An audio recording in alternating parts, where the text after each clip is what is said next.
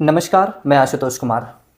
आजकल बच्चों में हार्ट अटैक के केसेस बहुत ज़्यादा देखने को मिल रहे हैं। किसी को 5 साल में हार्ट अटैक, किसी को 8 साल में, किसी को 10 साल में, किसी को 15 साल में, किसी को 23 साल में हार्ट अटैक आ जा रहे हैं। बच्चों में हार्ट अटैक आने के आखिर क्या कारण है?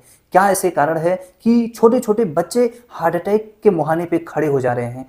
यूपी के अमरोहा में एक 5 साल की बच्ची होती है जो यूकेजी में पढ़ रही होती है। विद्यालय में ही उसको हार्ट अटैक आता है और ऑन द स्पॉट वो खत्म हो जाती है, डेड हो जाती है। डॉक्टरों के पास ले जाया गया तो उसे मृत घोषित कर दिया गया और उनके द्वारा कुछ चौंकाने वाली बातें बताई गई कि आखिर क्या रीजंस है हार्ट अटैक आने की। अभी हाल ही में आप लोगों ने देखा होगा कि विदिशा में एक लड़की होती है जो हल्दी सेरेमनी में डांस कर रही होती है और अचानक गिरती है, ऑन द स्पॉट डेथ हो जाती है। आखिर ऐसा क्यों हुआ? उसको 23 साल में आया, किसी को 13 साल में, किसी को 12 साल में हार्ट अटैक आ रहे हैं।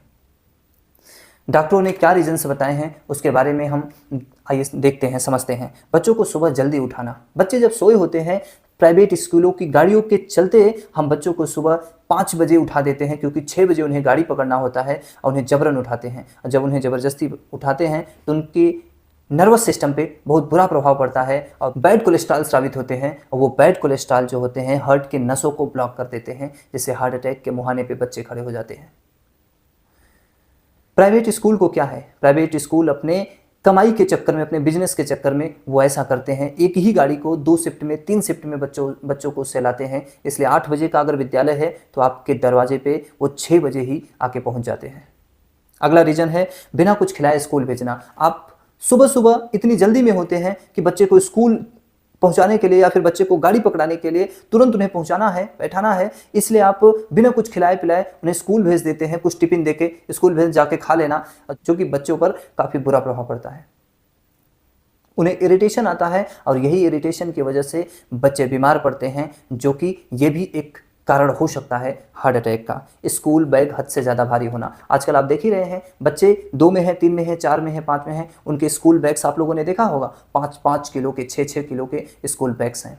एनसीएफ की रिपोर्ट के अनुसार बच्चों के वजन का सिर्फ 15% ही बैग का वजन होना चाहिए, लेकिन आज बैग की हालत क्या है? वो 20 से 25% तक बैग के वजन हो गए हैं। 7-7, 8-8 किताबें हैं, स्कूल की कापियाँ अलग हैं, होमवर्क की कापियाँ अलग हैं। इस कारण से काफ़ी वजन बढ़ते चले जा रहे हैं बैग के, जो बच्चों के स्पाइनल कार्ड पे काफ़ी बुरा प्रभाव पड़ रहा है। लंच बॉक्स में तला हुआ भोजन देना। जो माएँ अपने बच्चों को लंच बॉक्स देती हैं स्कूल में लंच करने के लिए, उसमें तले हुए भोजन देती हैं। तले हुए भोजन जो कि डेली रूटीन में देने से उनके नर्वस सिस्टम पे बुरा प्रभाव पड़ता है, जिसके वजह से बैड कोलेस्ट्रॉल स्रावित होता है और वो हार्ट की नसों को धीरे धीरे करके ब्लॉक कर देता है। ये भी एक रीजन है हार्ट अटैक आने का। ज़्यादा होमवर्क का प्रेशर।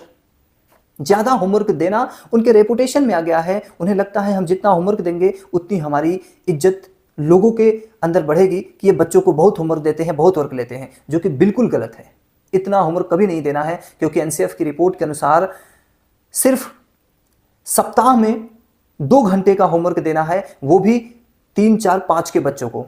1-2 के बच्चों को कोई होमवर्क नहीं देना है, 3, 4, 5 वाले बच्चों को सिर्फ 2 घंटे देना है। यानी कि एवरेज निकालेंगे 12 से 15 मिनट का एवरेज आएगा डेली में। लेकिन आज हो क्या रहा है? प्राइवेट स्कूलों में 2-2 घंटों का होमवर्क दिया जा रहा है। शाम को खेलने कूदने के समय पे ट्यूशन भेजना आज का एक प्रोफेशन हो गया है, एक कल्चर में आता जा रहा है कि बच्चा स्कूल गया है, स्कूल से आएगा, उसके बाद कोचिंग जाएगा।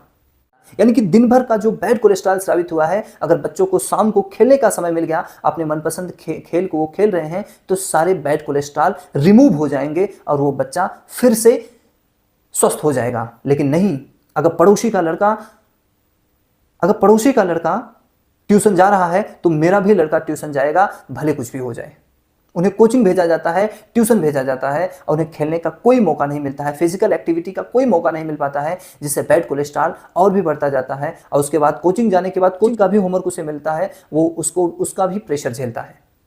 ये एक और प्रेशर उसके ऊपर बढ़ जाता है।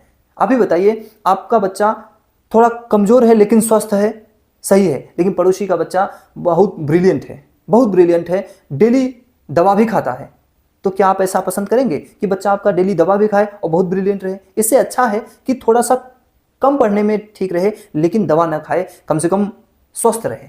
ये सबसे ज़्यादा मायने रखता है। परिजनों के लिए, जो कि गार्जियंस इस पर बिल्कुल ध्यान नहीं देते हैं, जो कि बिल्कुल गलत है। अंतिम पॉइंट है देर शाम तक मोबाइल फ़ोन देखना। यानी कि जब आप रात में बच्चों को ध्यान नहीं देंगे, बच्चे देर रात तक फ़ोन देखेंगे, वो कार्टून देखेंगे, तो बच्चे देर रात को सोएंगे। जब देर रात में सोएंगे, सुबह उनकी गाड़ी आती है तो उन्हें सुबह जबरन उठाया जाएगा, जिससे उनकी नींद पूरी नहीं होगी। कक्षा 3, 4, 5 के बच्चों को कम से कम 8 से 9 घंटे की नींद चाहिए होती है। तो क्या आप कभी ध्यान दे रहे हैं? एक गार्जियन होने के नाते आप कभी ध्यान दे रहे हैं कि हमारा बच्चा 8 से 9 घंटे की नींद ले पा रहा है कि नहीं ले पा रहा है? अगर वो 10 बजे सो रहा है, 11 बजे सो रहा है और सुबह 5 बजे उसे उठाया जा रहा है, तो क्या ये सही है? उनके स्वास्थ्य पे कितना बुरा असर पड़ेगा आप समझ नहीं सकते। आने वाले 2, 4 साल, 5 सालों में उनके साथ भी ऐसी घटनाएं हो सकती है। इसलिए आप अभी से सतर्क हो जाइए और सावधान हो जाइए। अपने बच्चों को ध्यान दीजिए कि वो कब सो रहा है, कब जग रहा है, कितना उसको नींद मिल रहा है, होमवर्क का कितना प्रेशर है, उसे कोचिंग भेजना जरूरी है कि नहीं जरूरी है। नहीं जरूरी है कोचिंग भेजने की कोई जरूरत नहीं है, वो घर पे रहे, शाम को खेले कूदे, जिससे कि उसे उसका स्वास्थ्य ठीक रहे। आज के लिए बस इतना ही। जय हिंद।